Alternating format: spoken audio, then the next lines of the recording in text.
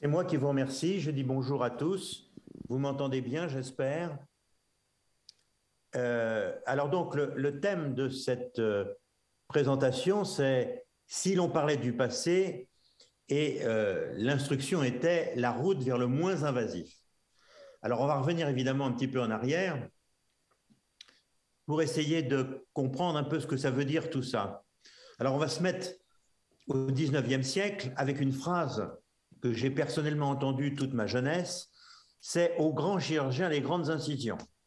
Alors là, vous voyez le grand chirurgien autrichien Billroth, lui qui a inventé la gastrectomie, qui était une opération extrêmement banale à l'époque, et qui montre à tous ses aides, comme vous le voyez, comment il faut opérer. Alors il est clair que lorsqu'on pratique la chirurgie comme au 19e siècle, on est obligé de faire des grandes incisions. Parce que les grandes incisions, ça permettait de voir et de faire voir. Vous avez vu un peu tous les étudiants qui sont autour de lui.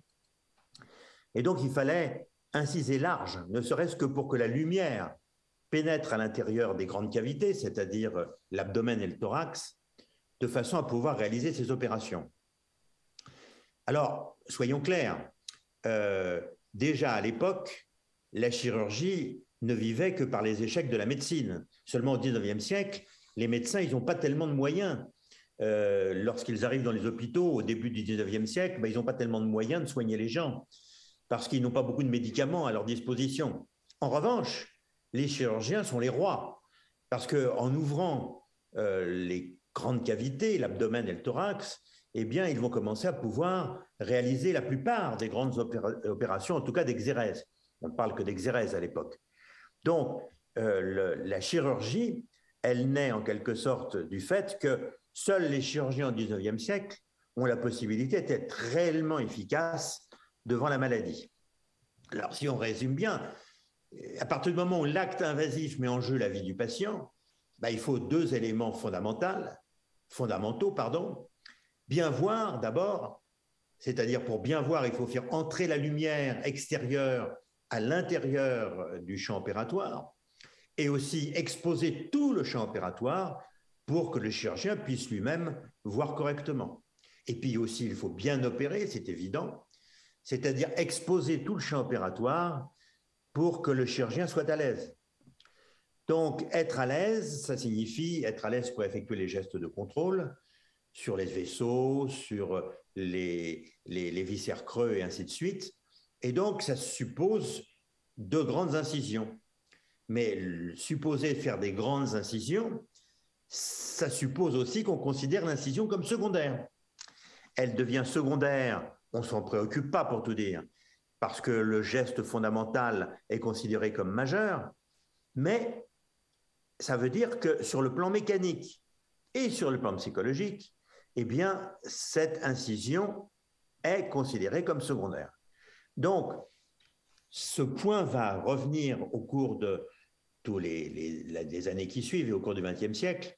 On s'aperçoit que sur le plan mécanique, l'incision n'est pas complètement anodine. Quand on fait une très grande incision, eh bien, ça entraîne des amputations, ne serait-ce que de la fonction respiratoire. Et sur le plan psychologique, eh bien, ça peut se traduire aussi par des phénomènes qui peuvent aller jusqu'à des syndromes de castration. Autrement dit, l'incision qui a été considérée pendant des dizaines et des dizaines d'années comme tout à fait sans importance, eh bien, elle va reprendre progressivement de l'importance avec les progrès que vont faire les techniques par les voies naturelles ou par les voies vasculaires. Alors d'abord, à tout seigneur, tout honneur. Ça commence comment? Les précurseurs, c'est avant tout l'invention de l'endoscopie. L'endoscopie est vraiment le début, l'introduction dans les voies non invasives. Et l'endoscopie, elle a été créée, on a oublié un peu son nom, c'est dommage, parce que finalement, il a rendu un grand service à la médecine, c'est un certain Antonin Desormeaux. Desormeaux, c'est un contemporain de Claude Bernard, ils ont été nommés à l'internat ensemble. Il est le fils d'une grande famille de médecins, et il est urologue, et il va se spécialiser dans la possibilité, comme il est urologue, de faire des urétroscopies. Et pour ça, il a une idée géniale. il va utiliser une lampe gazogène, on est au 19e siècle, qui va éclairer comme jamais auparavant. C'est-à-dire que là, l'invention, elle naît parce qu'on a trouvé un moyen d'éclairage qui va être conduit par le tube et qui va permettre de voir correctement les choses. Alors voilà, l'appareillage, il est bien sûr, aujourd'hui, on peut en sourire, mais imaginez un peu la révolution que c'est. Autant vous dire tout de suite que tout le monde s'est foutu de lui et que personne n'a considéré cette invention comme importante. On a tous considéré que tous les médecins, surtout les chirurgiens, ont considéré que ça n'avait aucun intérêt et que c'était de la blague. Il n'empêche qu'avec son petit endoscope, eh bien, le brave Desormeaux a pu réaliser un certain nombre de gestes même chirurgicaux, comme enlever des tumeurs de l'urètre, eh bien, et il a obtenu quelques succès assez modestes, c'est vrai. En tout cas, lui était persuadé de l'importance de son invention et il était certain que dans l'avenir, elle aurait un très grand avenir, évidemment. Et d'ailleurs, en effet, son invention va avoir un très très grand avenir et je vais passer rapidement sur l'évolution des choses par un petit dessin en vous montrant que des progrès considérables ont permis d'explorer le tube digestif, l'appareil génito-urinaire, les articulations et les grandes cavités, on va y revenir, parce que dès 1930, on a pu avoir des tubes semi-flexibles qui ont été destinés à étudier l'intérieur de l'estomac. Alors, moi, je me souviens encore, quand j'étais jeune médecin, de ces appareils, des gastroscopes qui avaient une petite ficelle. On tirait la ficelle qui permettait de faire rebiquer en quelque sorte l'optique et de voir la grande cavité de l'estomac, alors que le tube eh bien, était plutôt rigide dans son ensemble. Donc, première invention, les tubes semi-flexibles, et puis surtout, 20 ans plus tard, l'introduction des faisceaux de fibres de verre qui conduisaient la lumière et qui a permis de fabriquer des endoscopes entièrement flexibles, ce qui a été un progrès considérable.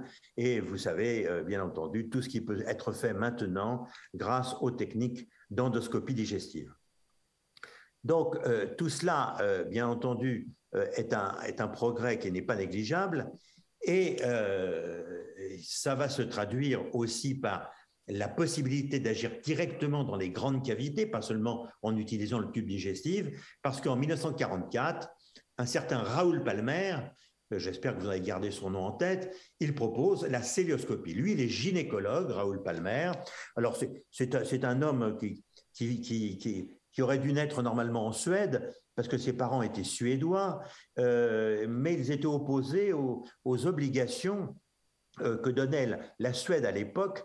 L'obligation pour se marier, il fallait passer obligatoirement par l'Église. Ils ne voulaient pas passer par l'Église. Ils sont donc venus pour se faire reconnaître en France, pays évidemment laïque. Et donc, Palmer est né en France. Il a toujours travaillé dans le privé et il a mis au point la cœlioscopie, laparoscopie, si vous voulez, où l'œil est directement figé en quelque sorte au tube et il va ainsi pouvoir s'attaquer à un problème qui pour lui est très important parce que à l'époque, il y avait de nombreuses femmes qui étaient stériles pour des problèmes de trompes. Les trompes étaient souvent à la suite d'avortements qui à l'époque étaient souvent clandestins avec des infections, étaient souvent pris dans des adhérences qui entraînaient bien sûr la stérilité de la femme. Et la seule façon de s'en assurer jusque-là était d'ouvrir le ventre. Mais lui, c'est quand même dommage d'ouvrir le ventre pour dire à la jeune femme que l'on opère ensuite, bah, écoutez, on n'a rien pu faire parce que vous avez tellement d'adhérence et les trompes sont tellement fichues que de toute façon, on ne peut pas faire d'opération à ce niveau. Donc, il a l'idée d'aller regarder directement les trompes avec son laparoscope. Bien entendu, c'est un progrès formidable qui peu à peu connaît comment dirais-je, des modifications qui le rendent de plus en plus pratique. Et pour tout dire, Raoul Palmer, lui aussi, se heurte toute sa vie, disons, pas à l'opposition franche, mais disons aux autres chirurgiens qui lui disent écoute, c'est tellement facile d'ouvrir le ventre, je ne vois pas pourquoi tu, entre guillemets, t'embêtes avec un tube, avec une source de lumière et ainsi de suite. C'est beaucoup plus facile d'ouvrir le ventre et puis c'est comme ça, puis c'est pas autrement. En grosso modo, on ne veut pas changer les habitudes. Et ça va continuer nous sommes maintenant en 1987, un certain Philippe Mouret, qui a toujours travaillé dans le privé, dans les cliniques privées à Lyon, eh bien, il va utiliser les grands principes de Palmer et par visualisation directe, c'est-à-dire toujours l'œil étant figé en quelque sorte au tube, eh bien, le chirurgien va pouvoir réaliser une cholécystectomie. Alors donc, la première cholécystectomie laparoscopique, maintenant c'est devenu banal, quoique dans certains endroits, ça ne se pratique pas autant qu'on le voudrait, eh bien, cette première laparoscopie a lieu en 1987. En 1990, il monte vraiment un centre de chirurgie ambulatoire, n'ayant pas pu obtenir l'agrément de la sécurité sociale. Ce fut donc un échec économique qui va le pousser à s'exiler en Italie et puis ailleurs, en Inde, au Vietnam, où il peut diffuser cette technique. C'est vraiment, Mouret est vraiment le premier chirurgien qui va utiliser les techniques célioscopiques pour effectuer une chirurgie qui devient, pour ainsi dire, une chirurgie ambulatoire. Donc, voilà pour la célioscopie. Et puis, bien sûr, à un certain moment, il y a des progrès considérables qui sont faits. Et très rapidement, on va passer à la vidéochirurgie. Alors, la différence de la vidéochirurgie, eh bien, c'est qu'on n'a plus besoin d'avoir l'œil figé au tube de la laparoscopie, mais qu'on met une caméra à la place, et la miniaturisation des caméras va permettre par un axe de voir les lésions et par l'autre d'effectuer le geste chirurgical que l'on peut faire. Donc c'est en 1988, la vidéochirurgie, c'est un changement, je l'ai vécu, c'est un changement vraiment radical dans la façon d'envisager la chirurgie, et il a fallu, pour tout dire, pas mal de temps aux chirurgiens qui avaient l'habitude d'ouvrir le ventre ou d'ouvrir le thorax, de se lancer dans ces techniques vidéochirurgicales. Donc, la caméra a remplacé l'œil de l'opérateur et permet donc la chirurgie par des incisions limitées. Bon, c'est un peu la même chose que sur cette diapo que ce que je vous ai présenté précédemment, mais des caméras miniaturisées et les progrès de la vidéo vont ouvrir vraiment le voie à une chirurgie endoscopique en permettant de visualiser tous les gestes sur un écran. Alors, ça n'a l'air de rien, mais c'est aussi pour les chirurgiens un changement de mentalité. Pourquoi? Eh bien, parce que le chirurgien, il travaillait avec un axe intellectuel qui était le cerveau, l'œil, la main. Et tout était dans le même axe de travail. Et puis d'un seul coup, on leur demande de mettre leurs yeux sur un écran et de ne plus regarder leurs mains travailler. Ça n'a l'air de rien, parce que maintenant, toute une génération que j'avais appelée la génération de Nintendo a, depuis le plus jeune âge, utilisé des appareils qui permettent de regarder un écran sans s'occuper très bien de ce que les mains font.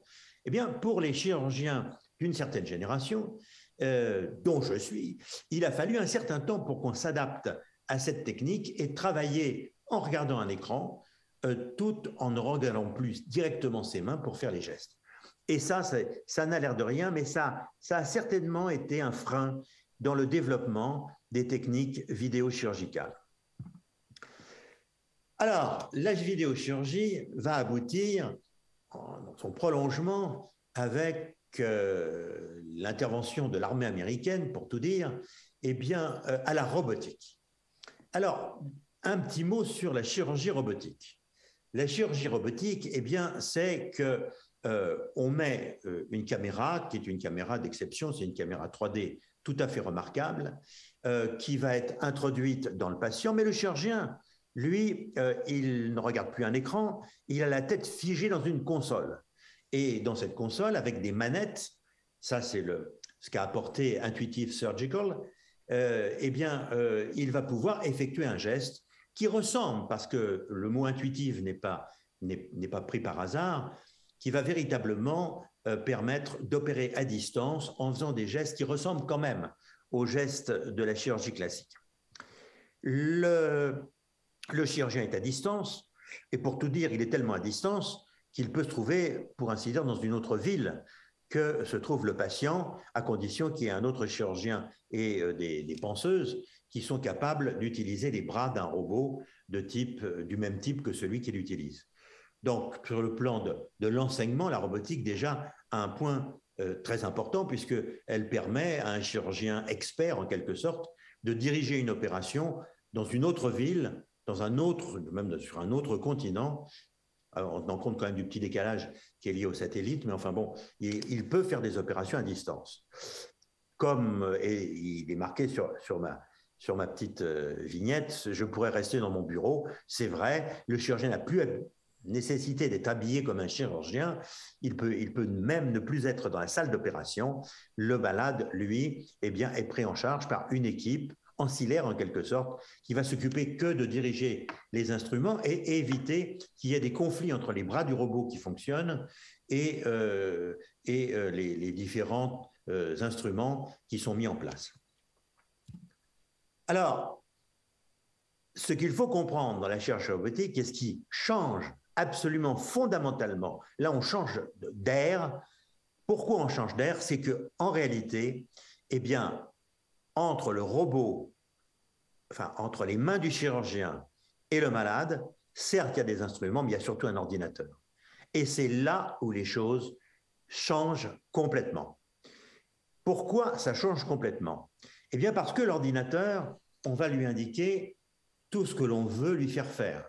Et il va devenir un aide, en ce sens qu'il peut par exemple servir d'aide au chirurgien en réclinant par exemple des organes qui gênent le chirurgien dans son exposition. Ça c'est le côté aide. Il peut favoriser le geste du chirurgien, c'est-à-dire qu'un chirurgien qui tremblerait par exemple au cours, ça n'existe pas, mais enfin bon, admettons que, eh bien, le geste du robot va immédiatement lisser le geste pour en faire un geste absolument parfait. Il peut aller plus loin, notamment en chirurgie robotique cardiaque, parce que ça a déjà été tenté sur le plan expérimental en tout cas. On peut mettre tout à fait en phase les battements du cœur, à condition qu'ils soient bien entendu entraînés par un pacemaker. On peut le mettre en phase avec les mouvements du robot. Autrement dit, le chirurgien va avoir en face de lui un cœur qui visuellement va sembler arrêté, alors qu'il continue de battre, évidemment. Mais pour le chirurgien qui opère et qui fait une suture coronaire, par exemple, c'est quand même plus facile de la faire sur un cœur qui est arrêté que sur un cœur qui bat. Autrement dit, le robot, et ça n'est que le b.a.-ba de ce qu'il va pouvoir faire dans l'avenir, va intervenir dans le geste chirurgical de façon constante. Par exemple, en chirurgie du cancer, il va être très facile de mettre en superposition à la visualisation directe l'ensemble des examens qui ont déjà été réalisés. Autrement dit, le chirurgien va voir apparaître sur son champ opératoire les résultats du scanner, de l'IRM et d'autres examens pour le guider dans son approche de la lésion qu'il doit opérer. Donc vous voyez que le fait que la robotique soit en fait la façon d'apprivoiser l'informatique pour le geste opératoire, que tout cela va permettre un changement complet d'un certain nombre d'actes chirurgicaux. Alors maintenant, revenons un peu au sujet, puisqu'on a commencé par ceux qui ont commencé, mais après tout, le premier à s'être préoccupé d'une chirurgie, enfin d'un abord un peu invasif de l'appareil cardiovasculaire, c'est un certain Étienne Jules Maret. Je pense que vous avez tous entendu parler de Maret. Maret, c'est un génie absolu de la physiologie qui s'intéresse à tout ce qui bouge. Il essaye de comprendre les mouvements, il les décortique, il invente des appareils pour enregistrer les mouvements, c'est-à-dire à l'époque, hein, on n'a pas nos appareils, dont il enduit de suie un certain nombre de cylindres et il met une aiguille pour faire des traces sur la suie. Vous voyez, c'est un génie, un bricoleur de génie. Il invente un appareil pour enregistrer les battements et la tension des humains. Il a un sphygmophotomètre. Et puis, il devient copain avec un certain Chauveau, Auguste Chauveau, qui est vétérinaire. Et tous les deux, eh bien, ils ont l'idée de faire un cathétérisme d'un cheval pour aller dans son cœur, faire des prélèvements sanguins et enregistrer les pressions. Autrement dit, Marais invente le cathétérisme cardiaque. Nous sommes en 1861. Alors, c'est très important parce qu'il ouvre une voie qui, bien entendu, est celle du cathétérisme avec André Cournant. André Cournant, comme vous le savez, il était français d'origine, mais il a surtout travaillé aux États-Unis, à Bellevue, et il a beaucoup travaillé sur le cathétérisme cardiaque chez l'homme, et c'est ce qui lui a eu le prix Nobel en 1956. En fait, l'homme dont j'aurais peut-être dû mettre plus les travaux en exergue, c'est un certain Forssmann, qui a eu le prix Nobel aussi en même temps. Mais Forssmann, il était médecin généraliste en Allemagne, et il avait l'idée, lui aussi, d'utiliser un tube, on n'appelait pas ça encore un cathéter, un tube pour, en piquant une veine, eh bien, d'aller jusqu'au cœur et de faire des prélèvements sanguins au niveau des différentes cavités cardiaques pour faire des diagnostics. Et personne ne l'écoutait. Alors, ce qu'a fait Forssmann, il se l'est fait sur lui-même. Il se l'est fait sur lui-même, il s'est monté le tube jusqu'au cœur, et comme il voulait qu'on le croie, il a dû aller jusqu'à l'installation de radiologie la plus proche, qui était bien entendu pas un arceau, mais simplement une ampoule et une plaque, et pour qu'on prenne en quelque sorte la radio de son cathéter dans son propre cœur. Ça lui a valu le prix Nobel, et comme il devait être assez drôle, ce Forssmann, il a dit, moi qui suis un médecin de campagne, c'est à peu près comme un curé de campagne qui toucherait son chapeau de cardinal. Et donc, Cournant et Forssmann ont eu le prix Nobel pour le cathétérisme cardiaque chez l'homme, qui finalement ne faisait que suivre, bien longtemps après d'ailleurs, il faut le remarquer, les travaux dont je vous ai parlé de Marais. Alors, autre voie non invasive en cardiologie, mais pas qu'en cardiologie bien sûr, mais en cardiologie puisque c'est un peu ce qui nous préoccupe aujourd'hui, eh bien il ne faut pas l'oublier, c'est en 1954 seulement qu'on a la première visualisation échographique des structures du cœur en mouvement avec les différents modes, et avant d'avoir des images comme les images en 3D qu'on peut avoir aujourd'hui, qui sont absolument extraordinaires, eh bien, il a fallu beaucoup de temps, beaucoup de progrès et beaucoup de temps d'ingénieurs pour obtenir de tels résultats. Il est sûr que l'échographie, eh bien, c'est un grand progrès par rapport au cathétérisme cardiaque et par rapport à tout ce qui se faisait par voie sanglante avant. Et l'échographie est devenue, bien entendu, absolument indispensable à l'exercice de la cardiologie. Et ça va plus loin, puisque grâce à l'échographie, eh bien, on fait le pas très rapidement vers ce qu'on va appeler la télémédecine, puisque la télémédecine va permettre d'envoyer des échographies à distance vers un centre expert. Il suffit d'une technicienne qui effectue, selon les indications d'ailleurs du cardiologue expert, les différentes coupes que l'on souhaite. Et à distance, eh bien, le cardiologue va donner son interprétation de l'échographie. C'est évidemment très, très important dans la conception moderne de la médecine qui va essayer d'éviter la surcharge des hôpitaux, d'une part, et aussi les déplacements d'un certain nombre de patients par ambulance et autres moyens que vous pouvez imaginer. Un autre pas va se franchir, pas beaucoup de temps après, puisque c'est en 1964 que Dotter et Judkins, qui était son assistant, vont proposer l'angioplastie. L'angioplastie, évidemment, c'est une révolution. Donc, vous dire que quand Dotter a montré qu'il était capable de faire une dilatation de l'artère fémorale chez son premier patient, et donc qui était en ischémie chronique des membres inférieurs, eh bien, c'est une révolution. Bien entendu, tous les chirurgiens vasculaires de l'époque disent vous ne pouvez pas marcher, ça ne marchera jamais, ça ne donnera aucun bon résultat, ça ne vaut pas un bon vieux pontage. Oui, bien sûr, seulement Dotter continue à faire ses expériences avec des résultats quand même de plus en plus nombreux, et beaucoup de radiologues vasculaires en particulier vont peu à peu adopter ces techniques, ces ballonnets, et effectuer des gestes d'angioplastie. Et puis, bien entendu, vous l'attendiez, j'en suis certain, en 1977, donc oui, c'est à la fois vieux et pas vieux, Andreas Grünzig, qui est allemand, qui travaille à Zurich, a le culot, le courage d'effectuer par ballonnet des angioplasties des artères coronaires. C'est là aussi une révolution absolument incroyable. Là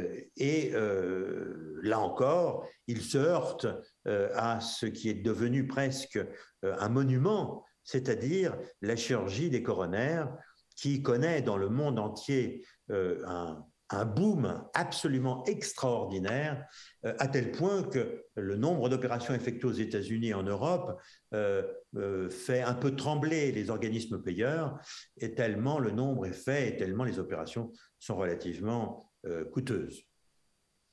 Donc, grand progrès, mais malheureusement, le rétrécissement avait tendance à se reproduire, bien sûr. Certains l'avaient prévu, ils disent « Oh, mais ça va se reproduire et tout ça ». Et c'est vrai, ça se reproduit. En tout cas, dans un certain nombre de cas qui n'est pas négligeable, environ 30%.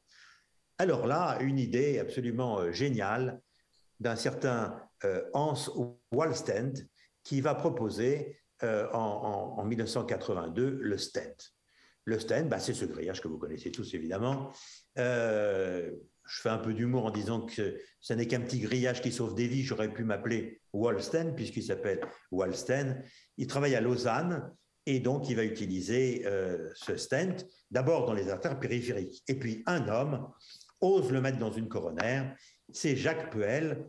Il travaille à Toulouse et en 1986, il ose mettre un stent dans une artère coronaire pour éviter l'arosténose, ce qui, bien entendu, va imposer, ce n'est pas bien entendu, ce qui s'accompagne d'un traitement anti-agrégant plaquettaire où, à l'époque, Jacques Puel demande d'emblée qu'on associe de l'aspirine avec le Ticlide, qui à l'époque, et le clopidogrel bien sûr, mais qui à l'époque s'appelle le Ticlide. Et vous connaissez le succès de cette technique, et bien entendu, c'est un tournant, là encore, absolu dans le moins invasif, ce qui fait diminuer évidemment de façon non négligeable le nombre d'opérations sur les coronaires et qui va de façon absolument indiscutable vers le non-invasif. Donc, de très nombreux stents ont été décrits. L'histoire continue avec l'arosténose qui, malgré le stent, ou à cause du stent pour certaines d'entre elles, reste relativement préoccupante. Alors, à ce moment-là, on propose le stent actif, stent à élution de médicaments, qui va s'opposer chimiquement à un nouveau rétrécissement. Donc, il va falloir, là encore, mettre au point des traitements d'accompagnement qui ne sont pas toujours simples si le malade est âgé et si le malade a besoin d'une opération de chirurgie traditionnelle en même temps. Enfin bon, ça pose un certain nombre de problèmes incontestables, mais ça, comme il les pose toujours maintenant, eh bien, vous connaissez la suite de l'histoire. Donc, on invente de nombreux types de stents, très différents les uns des autres, avec des principes qui sont des principes auto-expansibles, directs, ainsi de suite. Enfin bon, je ne vais pas parler avec vous, cardiologue interventionnel pour beaucoup d'entre vous, le fait que ces stents sont encore un des grands éléments de traitement de la cardiologie moderne. Et puis comme rien ne s'arrête, et que l'ingéniosité des chirurgiens, des cardiologues et des ingénieurs n'a pas de limite, eh bien, en 1993, Parodi va proposer une nouveauté pour traiter cette fois les anévrismes de l'aorte. Il va proposer les endoprothèses. Les endoprothèses, qu'est-ce que c'est? C'est un stent qui est recouvert par une prothèse endacron qui est amenée en place grâce à un cathéter, après avoir pris les repères qu'il faut, avoir fait les angiographies qu'il faut pour repérer où sont les artères rénales, les artères iliaques, eh bien, on va larguer en quelque sorte dans l'anévrisme cette prothèse, cette endoprothèse, on appelle ça le stent graft au départ, eh bien, cette stent graft va permettre d'exclure en quelque sorte l'anévrisme et donc de traiter l'anévrisme au départ de l'aorte abdominale sans faire d'opération, qui était une opération et qui reste une opération relativement lourde, avec une mortalité qui n'a rien à voir avec celle des débuts, bien sûr, mais enfin qui est quand même de quelques pourcents. Ça ne veut pas dire que l'acte d'endoprothèse est un acte absolument anodin, mais il permet quand même d'être plus léger que l'acte chirurgical. Toujours ce problème que j'évoquais pour commencer, c'est-à-dire le problème de la cicatrice et de ses conséquences. Parodi, lui, crée une prothèse qui est une prothèse droite, ce qui s'applique, il faut bien le reconnaître, à très peu d'anévrismes de l'aorte abdominale. Et c'est Bial, en France, qui va proposer les prothèses bifurquées, avec beaucoup d'ingéniosité pour mettre en place les différentes branches dans les iliaques. Et tout si, pour autant, on laisse toujours la partie haute de l'endoprothèse au niveau, juste en dessous des artères rénales. Et puis, de nouvelles endoprothèses sont mises au point progressivement, avec la possibilité de passer au-dessus des artères rénales à condition d'aller canaliser les deux artères rénales avec des prothèses dans la même opération. Et puis, ces endoprothèses vont s'attaquer cette fois à l'aorte thoracique descendante, ce qui, bien entendu, là, pour le coup, est un geste qui est beaucoup plus léger, en quelque sorte, que le geste chirurgical par thoraco-phréno-laparotomie parfois, ou bien même, dans un certain nombre de cas, bien que ce soit quand même une technologie qui reste difficile et avec des risques, s'attaque à la crosse de l'aorte. Autrement dit, l'aorte, on peut le dire aujourd'hui, est presque atteignable, en quelque sorte, par le monde des endoprothèses. Donc il s'agit là encore d'un grand tournant dans l'évolution de la chirurgie vasculaire et dans les possibilités que l'on a de réaliser des actes de plus en plus, de moins en moins plutôt invasifs. Alors maintenant, attaquons-nous aux valves du cœur. Comme vous le savez, je pense, en 1968, Alain Carpentier, chirurgien cardiaque, introduit le concept, pas immédiatement de bioprothèse, mais enfin en tout cas le concept d'hétérogreffe. Il va utiliser une hétérogreffe de porc qu'il va mettre en place à la place de la valve aortique, puis de la valve mitrale, puis de la valve tricuspide. Et peu à peu, il va mettre au point le concept de bioprothèse. Qu'est-ce que c'est qu'une bioprothèse? Bien, c'est une valve biologique, mais qui est montée sur un statif spécial qui permet facilement de la mettre en place et qui, en plus, est traitée de façon à supprimer son antigénicité et à la tanner en utilisant, comme vous le savez sans doute, le glutaraldéhyde. Actuellement, eh bien, il y a des procédés de plus en plus sophistiqués pour conserver non pas les hétérogreffes de porc comme au départ, mais maintenant le péricarde d'origine bovine qui est le plus couramment utilisé actuellement dans le monde. L'avantage, bien entendu, par rapport aux valves mécaniques, comme je montre sur la vignette du milieu, hein, les valves Saint-Jude par exemple, ou de Star auparavant, elles nécessitaient le traitement anticoagulant de façon absolument formelle, alors que les bioprothèses ne nécessitent pas de traitement anticoagulant. Et puis, il faut reconnaître et donner toute la primeur à Alain Cribier et Hélène Elchaninoff, qui, à partir de 2002, utilisent la valve de Carpentier pour la mettre cette fois-ci dans un stent, qui est un stent qu'on va pouvoir mettre en place directement dans la valve aortique, créant ainsi la technique que vous connaissez tous, qui est celle du TAVI. Donc, vous voyez qu'il y a eu un changement en quelque sorte progressif de destinée de la valve décrite au départ par Alain Carpentier pour être utilisée par nos collègues de Rouen par voie percutanée et sous anesthésie locale simplement et non plus sous anesthésie générale, sans circulation extracorporelle, bien entendu.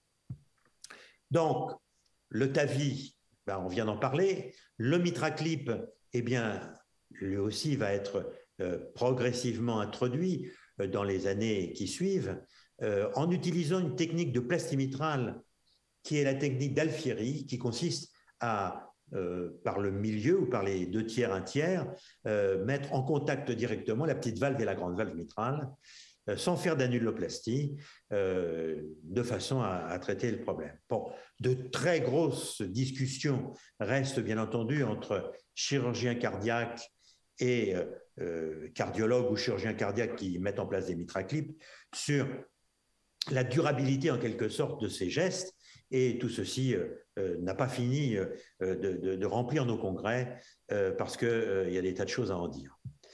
Alors, la chirurgie cardiaque sans CEC, quand on veut faire un peu le bilan, eh bien, je remets quelques dates là pour que vous les ayez bien en tête. En 77, ce sont les angioplasties coronaires et très rapidement le stent, quelques années après, en 82. En 1984, c'est le rétrécissement mitral, ce qui est encore fondamental dans la majorité des pays du monde, grâce au ballon d'Inoué. Auparavant, on faisait une commissuratomie grâce à un appareil. J'ai bien connu cet appareil quand j'étais encore interne. On faisait encore des commissurotomies mitrales par l'auricule gauche et donc par thoracotomie. Inoué a proposé son ballon. En 1985, il y a d'abord eu la dilatation simple de la valve aortique, toujours par Cribier. Et puis ensuite, en 2002, ça sera le TAVI. En 90, c'est encore une chirurgie mini-invasive, qui est une chirurgie à cœur battant. On n'utilise plus la CEC. La CEC, on dit que c'est dangereux. Alors, tout est dangereux en médecine, hein, mais on essaye de faire de la chirurgie à cœur battant en utilisant des stabilisateurs. Et puis ensuite, on va utiliser la vidéo ou la robochirurgie pour faire des actes beaucoup plus limités dans l'incision, en faisant des toutes petites incisions pour aller prélever l'artère mammaire et ensuite la suturer. Alors, je ne dis pas que c'est facile, hein, aller faire le prélèvement correct d'une artère mammaire par vidéochirurgie, c'est relativement difficile et long, mais le résultat est là, en ce sens que le malade ne bénéficie que d'une toute petite incision sous le mamelon là, et thoracotomie gauche, qui donne, bien sûr, pour certains, et très contents, les femmes sont très contentes, bien entendu, qu'on les opère sans cicatrice. En 2015, bien, c'est l'introduction du MitraClip. En 2016, c'est la fermeture de la CIV post-infarctus. Et, comme vous le savez, depuis peu, c'est le remplacement mitral percutané qui va évidemment se développer dans les années qui viennent. Donc, la même chose peut s'observer dans les cardiopathies congénitales, c'est-à-dire que depuis 2000, eh bien, on est capable de fermer des CIA par emplaceur, traiter des coarctations par dilatation et par stent, fermer un canal artériel par une prothèse occlusive, autrement dit, toute une chirurgie qui était une chirurgie chez les enfants, ou même parfois chez les tout petits enfants, eh bien, maintenant, s'effectue par voie interventionnelle. Alors, on peut se poser la question raisonnablement, la mort de la chirurgie cardiaque est-elle programmée? Est-ce que tout va se traiter par voie interventionnelle? Est-ce que demain, il va plus y avoir de chirurgiens cardiaques, de cardiologues, de radiologues interventionnels, mais un ensemble d'une nouvelle profession qui seront les interventionnels, en quelque sorte, les médecins interventionnels? C'est bien possible, c'est même pour tout dire souhaitable. Et pour tout dire, j'avais créé un diplôme d'université à Paris-Descartes qui n'a pas duré malheureusement, sur justement une nouvelle spécialisation qui est la médecine interventionnelle, où on doit être capable de mettre en place une assistance circulatoire, mais en même temps effectuer la mise en place d'une endoprothèse ou d'un stent dans une artère, qu'elle soit coronaire ou qu'elle soit périphérique. Mais en fait, comme toujours, et comme je le disais pour commencer, la chirurgie n'a toujours vécu que par les échecs de la médecine. C'est-à-dire que la médecine, eh bien, à partir du moment où elle progresse, aussi bien par des médicaments que par des techniques, eh bien, elle va prendre obligatoirement, en quelque sorte, le marché. Simplement, jusqu'à présent en tout cas, l'interventionnel ne peut pas tout faire. Il ne peut pas tout faire parce qu'il y a des malades qui sont des malades récidivants, qu'il va falloir quand même ponter, bien qu'ils aient eu plusieurs séances de stent et de dilatation, parce qu'il y a des valves qui seront très difficiles à traiter par les moyens dont on vient de parler, qu'ils soient TAVI, MitraClip ou autres, et qu'il faudra toujours faire certaines plasties mitrales dans des conditions différentes de l'interventionnel, et ainsi de suite. Et puis surtout, parce que la chirurgie de demain est une chirurgie de remplacement, la greffe cardiaque ou la greffe de n'importe quoi d'ailleurs, on ne peut pas tellement l'envisager par voie interventionnelle, et donc il va bien falloir qu'il y ait toujours des chirurgiens, et même de bons chirurgiens, pour s'occuper de ces patients, et aussi pour les organes artificiels, parce qu'il est clair que la fin du XXIe siècle sera certainement celle des cœurs artificiels. Le cœur artificiel existe, évidemment. Vous avez tous entendu parler du CARMAT. Il va évidemment avoir des petits frères, des petites sœurs, non seulement en matière de cardiologie, mais également de reins implantables, de foie implantable.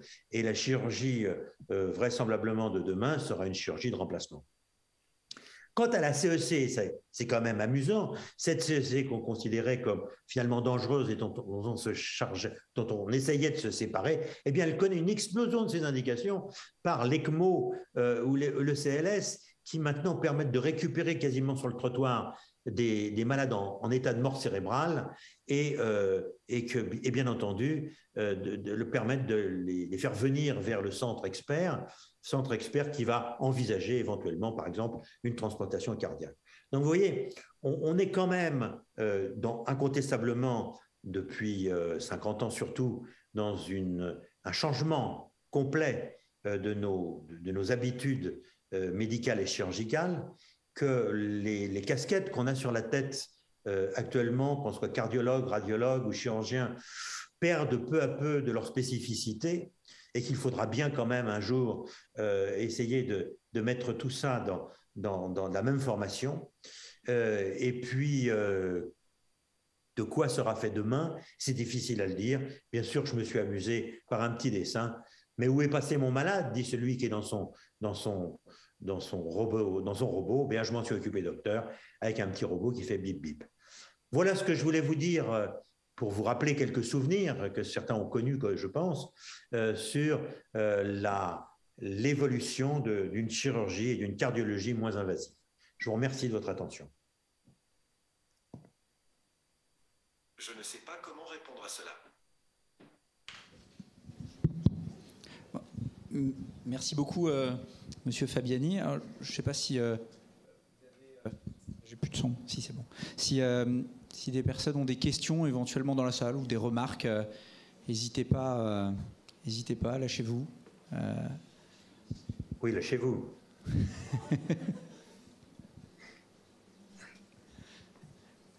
Alors Jean-Christian Roussel.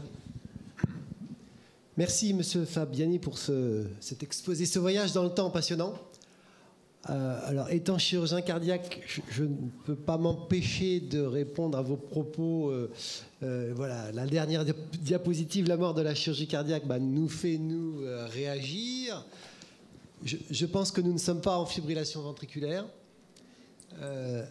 Ce propos me perturbe parce que on travaille de plus en plus. Enfin, on fait de plus en plus de pontage coronaire. C'est devenu notre première activité. À Nantes, l'année dernière, on a réalisé 450 pontages coronaires, ce qui est énorme. On bat nos records. Je me permets de revenir aussi sur la chirurgie de remplacement. Vous prédisez une chirurgie de remplacement dans l'avenir.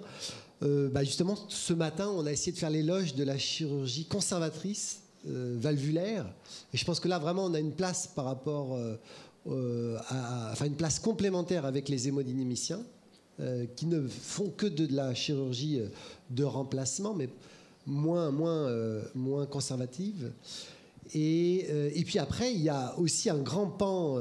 Vous dites que la chirurgie s'est fait suite aux impasses du traitement médical, mais tout ce qui est traumatisme, dans tous les sens du terme, les guerres ont été aussi un champ de développement pour la chirurgie.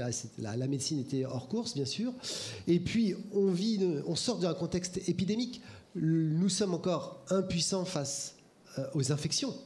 Et je pense que la chirurgie, tant qu'il y aura de l'infection sur Terre, on aura une place. Les valves, je ne pense pas qu'on pourra éradiquer les endocardites simplement par traitement médicamenteux. On aura toujours une place. Voilà, réaction immédiate suite à votre présentation passionnante.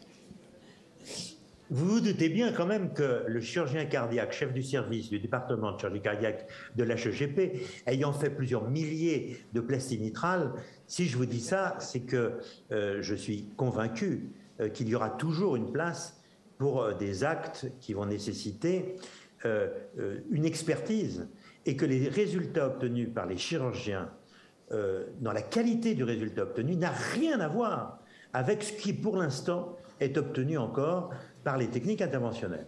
J'en suis profondément convaincu. Je sais très bien qu'un remplacement valvulaire, même aortique, tout simple, a beaucoup moins de risques, finalement, de complications qu'un TAVI, même s'il est fait dans de parfaites conditions. Pour avoir effectué, parce que j'avais tout de suite compris l'importance des choses, avec mon ami Didier Blanchard, le premier TAVI de l'hôpital Pompidou, il y a maintenant bien longtemps, eh bien, je suis convaincu que les chirurgiens, il faut en avoir, il faut en former.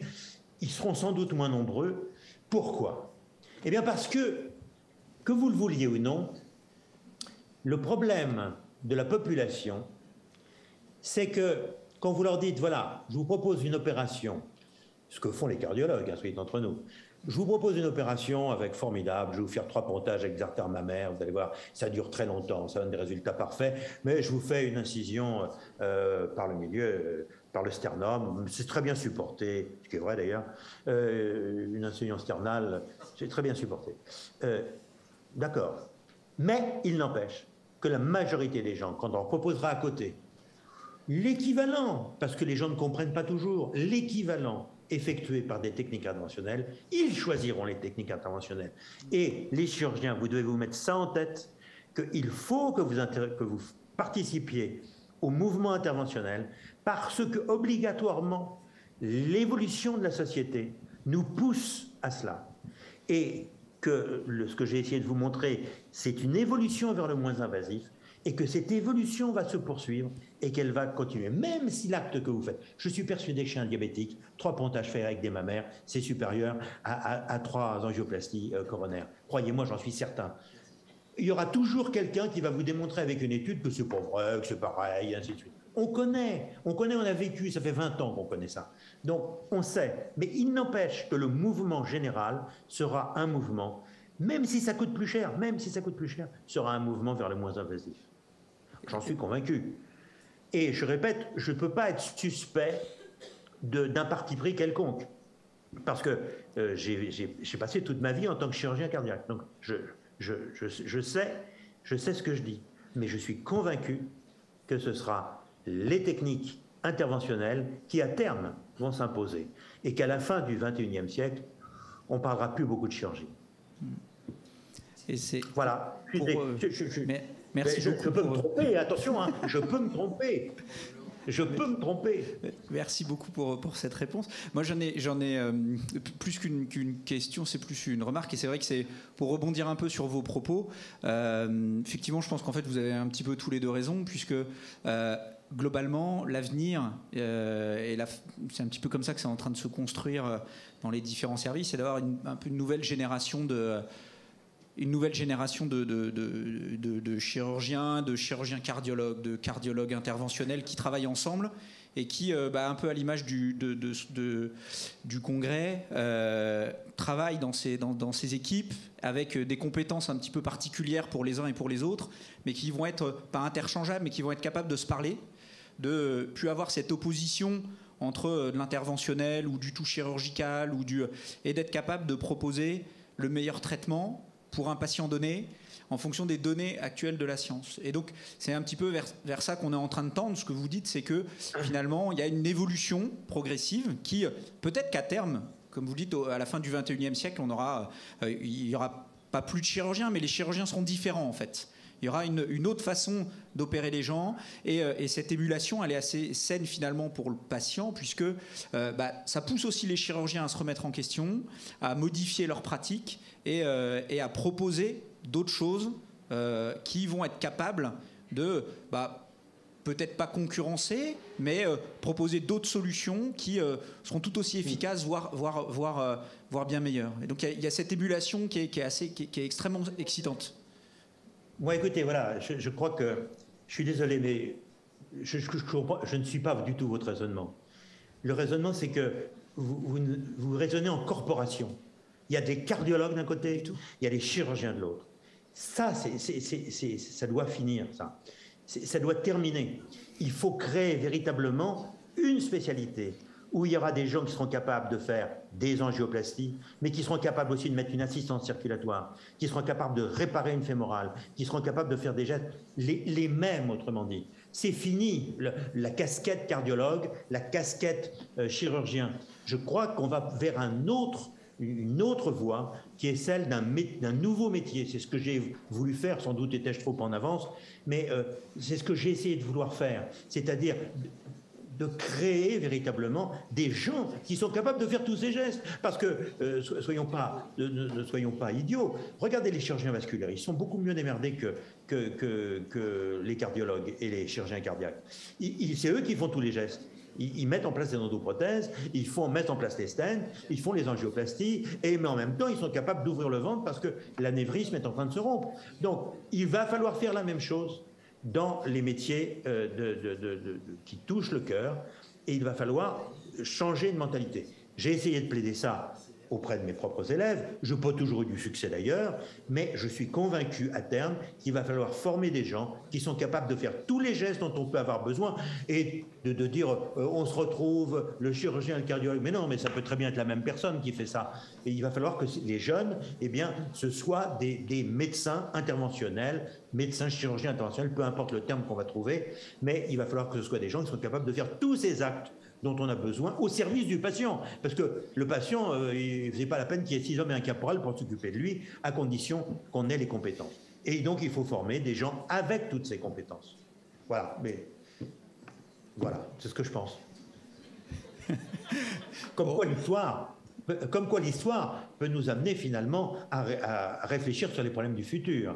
Comme c'est Nietzsche qui disait, il n'y a que ceux qui ont une longue connaissance du passé qui peuvent vraiment envisager les problèmes du futur. Je crois qu'il avait raison, Nietzsche. Exactement, tout à fait. Je ne sais pas s'il y a d'autres questions ou remarques dans l'assistance. Non. Bon, il nous reste plus qu'à vous remercier. Écoutez, c'est un plaisir en tout cas. Et puis à bientôt. À bientôt. Merci, au revoir.